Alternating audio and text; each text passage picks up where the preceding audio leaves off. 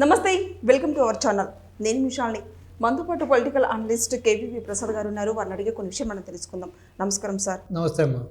ఇప్పుడు ఒకటమ్మా, మనం 2025కి వచ్చేసాం. మనం యాక్చువల్గా ఒకప్పుడు ఎప్పుడో పూర్వ రోజుల్లో మన తాత ముత్తాతల టైంలో కొన్ని మూఢనమ్మకాలు లేకపోతే కొన్ని ఇది ఉండి, సో కానీ ఒక విధంగా చెప్పాలంటే పూర్వ రోజుల్లోనే ప్రజలు చాలా పాజిటివ్గా, చాలా నెగిటివ్గా, ఒక దృఢమైన మనస్తత్వంతో, ఒక స్ట్రాంగ్ విల్ పవర్తో ఉండేవాళ్ళు. సో దానివల్ల ఏంటంటే పాజిటివ్గా మనుషులు ఉండేవారు కాబట్టి వాళ్ళకి అప్పట్లో ఆహారం అన్నది పక్కన పెట్టండి, అప్పట్లో మంచి ఆహారం తీసుకున్నారు.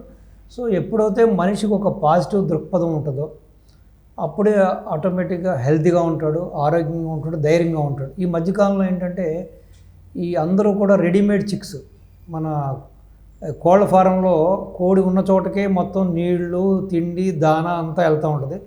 అక్కడే గుడ్డు పెడుతుంది, మళ్ళీ దాన్ని కలెక్ట్ చేసుకుంటాం. అది ఆ స్థానం నుంచి పడదు. అదేవిధంగా మనం పెంచే పిల్లలు కానీ లేకపోతే మనం పెరిగే విధానం కూడా ఆ విధంగానే తయారైందమ్మా. ఇప్పుడు ఏమవుతుందంటే దాని మీద ఒక మానసికమైన దౌర్బల్యానికి లోనైపోయారు మనుషులు, ఆడ మగ చిన్న పెద్ద. అంటే చిన్న అలజడి వచ్చినా కూడా తట్టుకోలేని విధంగా మనుషుల యొక్క మనసులు, ఆ స్ట్రాంగ్ విల్ పవరు, ఆ మైండు లేకపోతే ఎంత కూడా ఒక విధమైన దౌర్భాగ్యమైన స్థితికి దిగజారిపోయారు. అంటే ఏదో చిన్న ఇష్యూ, ఇప్పుడు పెళ్ళం కాపురం రాకపోతే ఊరేసుకుంటున్నాడు, స్కూల్లో టీచర్ కొట్టిందంటే పిల్లోడు చనిపోతున్నాడు, తల్లిదండ్రులు మందలించారంటే చచ్చిపోతున్నారు, సెల్ ఫోన్ కొనుగోలేదంటే చచ్చిపోతున్నాడు, లేకపోతే సెల్ ఫోన్లో పబ్జి ఆడుకోనివ్వట్లేదంటే ఊరేసుకుంటున్నారు. ఈ విధంగా ప్రతిదానికి కూడా ఏంటంటే ఎక్స్ట్రీమ్ ఎండ్స్కి వెళ్ళిపోతున్నారు. అంటే ఆ యొక్క పాజిటివ్ దృక్పథం లేనే లేదు. అసలు మన సమస్యని ఏ విధంగా అక్రాస్ చేయాలి, దాన్ని ఏ విధంగా అధిగమించాలనేది లేదు. చిన్న చిన్న విషయాలకు కూడా ఈవెన్ మీరు నమ్మరు, ఇంటర్మీడియట్ +2 చదివేవాడు కూడా వాడు కాలేజీ నుంచి ఒక బస్సు ఎక్కువ లేకపోతే ఒక ఆటో ఎక్కువ ఇంటికి రాలేని పరిస్థితి.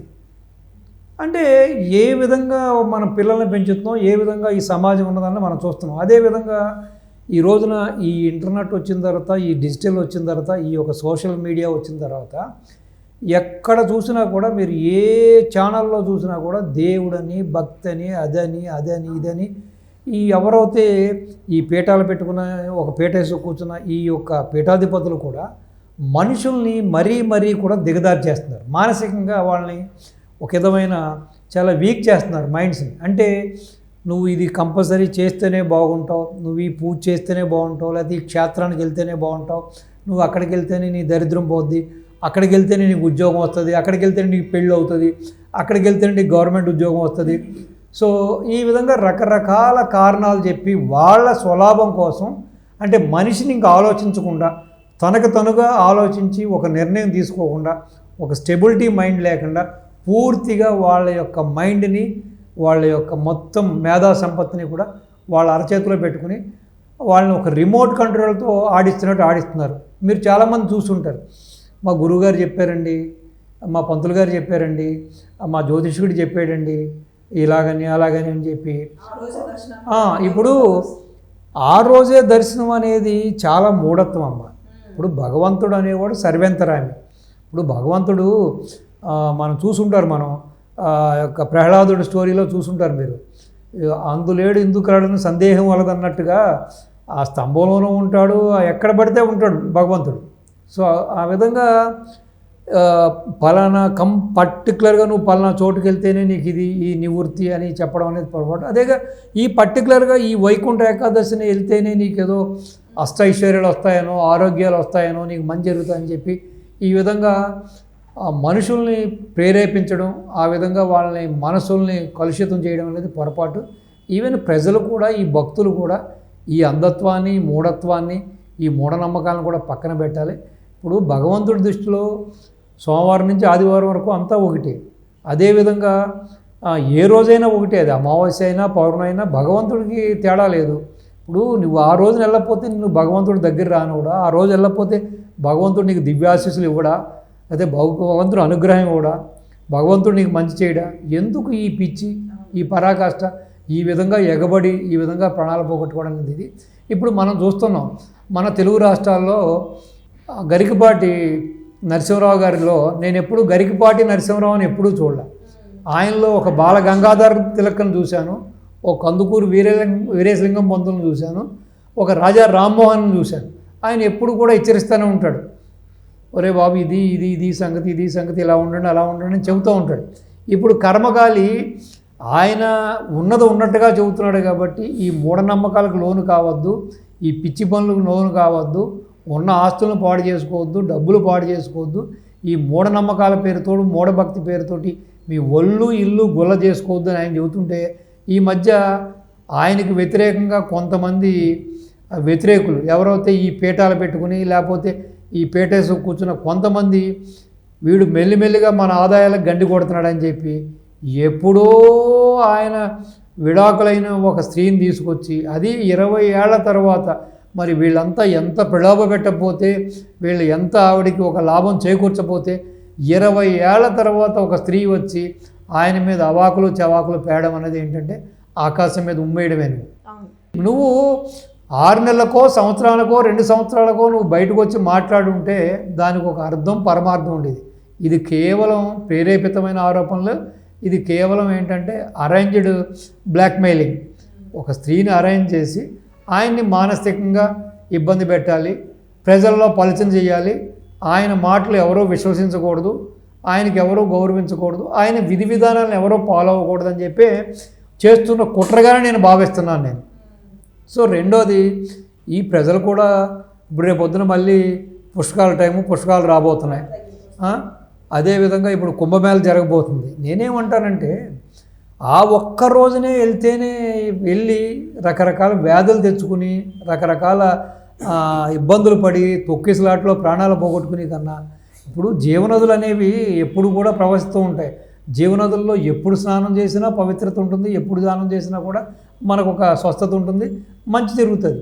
సో కాబట్టి ఈ పీఠాధిపతులు మఠాధిపతులు కొంతమంది వ్యాఖ్యానం చేసేవాళ్ళు ఈ జాతిని ఉద్దేశించి లేకపోతే హైందవ ధర్మాన్ని సనాతన ధర్మాన్ని ఉద్దేశించి ఈ విధంగా మనుషులకి సూక్తులు చెప్పేవాళ్ళు కూడా వాళ్ళు కూడా పరివర్తన చెంది వాళ్ళు కూడా ఈ విధంగా మనుషులు ప్రాణాలు పోగొట్టుకుని వాళ్ళ జీవితాలు పోగొట్టుకుని వాళ్ళ కుటుంబాలు ఏకాకులై వాళ్ళ కుటుంబాలు రోడ్డును పడే విధంగా వాళ్ళ స్వలాభాన్ని మానుకుని ఇటువంటి యొక్క అవాంఛనీయమైన సంఘటనలు జరగకుండా ఇటువంటి దుర్ఘటనలు జరగకుండా వాళ్ళు కూడా బాధ్యత తీసుకోవాల్సిన బాధ్యత ఉంది.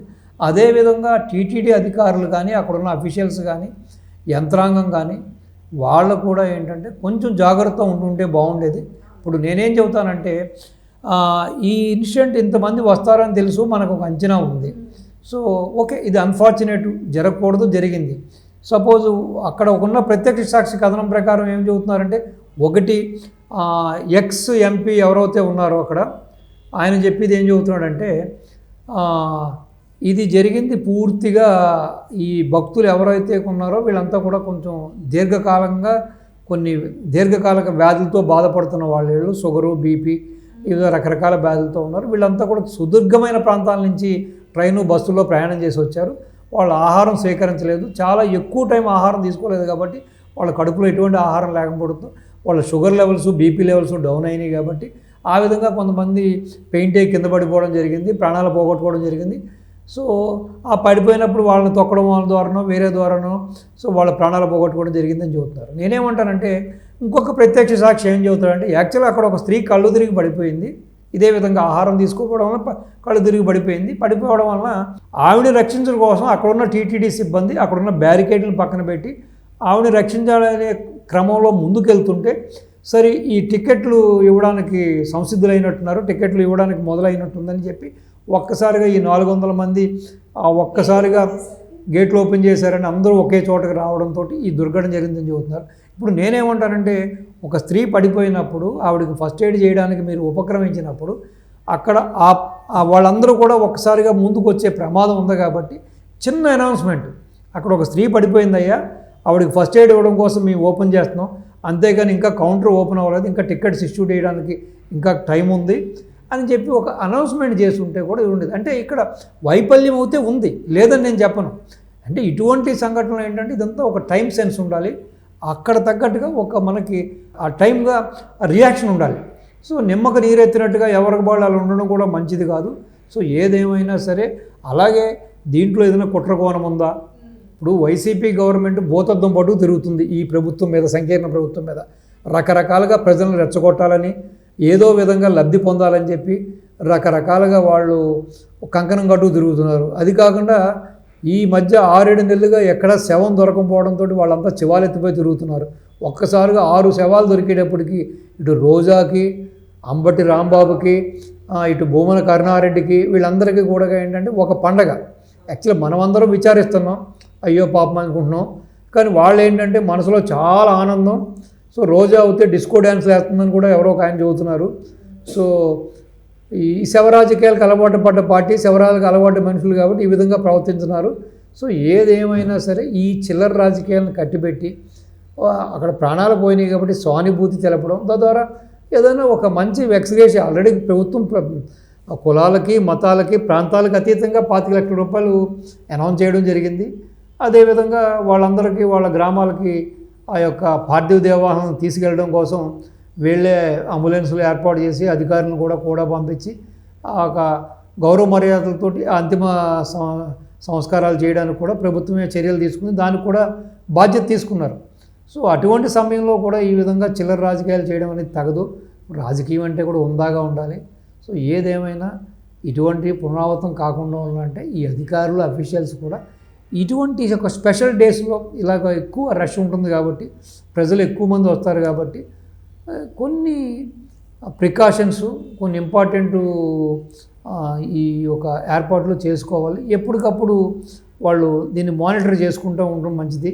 ఎందుకంటే ఎంతమంది వస్తున్నారు, ఏంటి, కెపాసిటీకి మించి వస్తున్నారు అని చెప్పి, లేదంటే అంతకు ముందు ఒక వేరే ప్లేస్లో వెళ్ళి ఆపడం, అకామిడేట్ చేయడం, అందరూ ఒక చోట జరగకుండా ఉండాలి. సో ఏదేమైనా అన్ఫార్చునేట్ అమ్మ, ఈ కొత్త సంవత్సరంలో పాపం అది పండగ ముందు ఈ విధంగా కొన్ని కుటుంబాలు ఎంతో పండగని, సంక్రాంతి పండుగని బాగా చేసుకుందామని చెప్పి భగవంతుని దర్శనం చేసుకుందామని ప్రాణాలు పోగొట్టుకోవడం, సో వాళ్ళ ఇళ్లలో ఈ విషాద ఛాయలు రావడం అనేది కూడా చాలా విచారణ దగ్గర. ఏదేమైనా వారికి, వాళ్ళ కుటుంబ సభ్యులకి నా ప్రగాఢ సానుభూతి. సో మరొకసారి ఇటువంటి సంఘటన జరగకుండా టీటీడీ కూడా కట్టుదిట్టమైన ఏర్పాట్లు చేయాలి. ఆ దిశగా అధికారులు చర్యలు తీసుకోవాలి. Okay, thank you. నమస్తే అమ్మ.